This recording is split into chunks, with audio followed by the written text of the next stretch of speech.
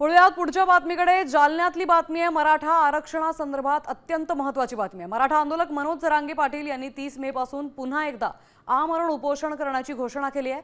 हे आंदोलन रखरखत्या उन्हात करणार असल्याचं त्यांनी स्पष्ट केलंय। यावेळी त्यांनी सरकारला एक इशाराही दिलाय। सरकारच्या शिष्टमंडळाच्या भेटीआधीच त्यांनी आंदोलनाचा पवित्रा आता कायम ठेवलाय।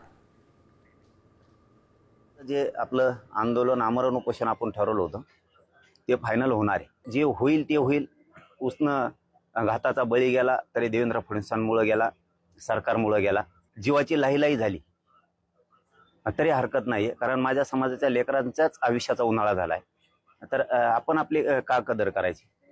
ते उन्हात कुठेही होईल, ते जंगलात होईल, रानात होईल, ते कुठेही होईल, परंतु ते खूप कडक आणि त्या रखरखत्या उन्हात ते आमरण उपोषण होणार आहे। आणि त्या भूमिकेवरती मी आता ठाम आहे।